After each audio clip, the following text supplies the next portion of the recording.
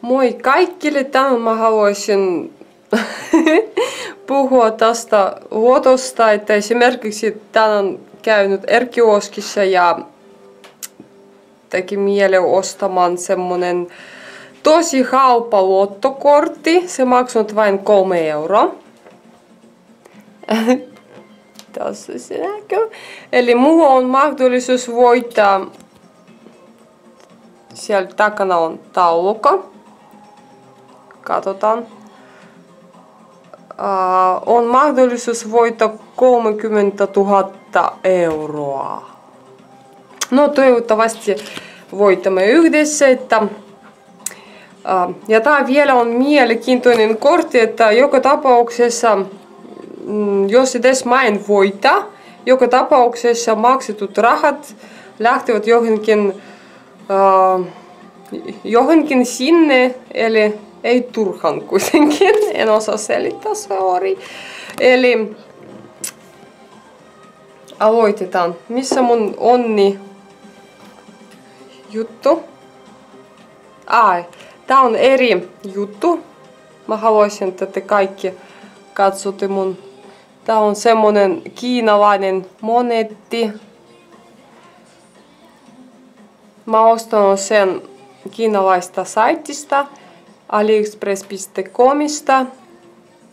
Ja oikeesti, mitä mä haluaisin sanoa tästä asiasta, että se oikeesti tuo mulle onnea. Se on Kiinassa tosi hyvä juttu, jos ihmisillä on semmonen monetti, että se tuo onnea, rahaa ja kaikenlaista hyvää. Mun mielestä aina tietysti parempi uskoa johonkin, paitsi ei usko mihinkään. No niin, nyt mulla on se kortti. Mä maksanut tästä 3 €. Pistetään sen tänne. Mitäs mun pitää tehdä? Tässä on tietysti ohjeet ja kaikki, mitä mistä ja bla bla bla. Eli me otetaan pois kaikki. Mun omi monettinkaan. Ja sitten tarkistetaan.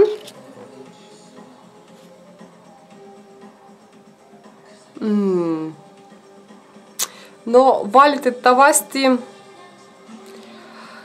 emme voitanut yhtään mitään.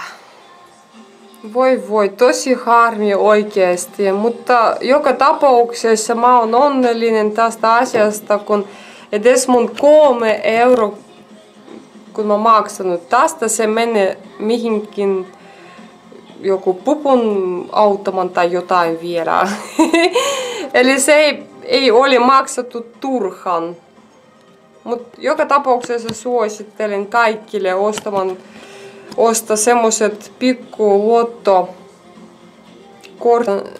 joka perjantain ostamassa tuo Eurojackpotti. Siellä on tosi isot summat joka viikko. Ja tietysti melkein mun mielestä ihminen, joka pelaa tuo lottoa, mun mielestä jokainen toivoo, että se voittaa. Mutta mun mielestä se on hyvä mahdollisuus siis ostaa lotto ja seuraavana päivänä herättää ihan miljonääriksi. Niin, tää on mun unelma tietysti, mutta katsotaan mitä tapahtuu tulevaisuudessa. Okei, moi moi!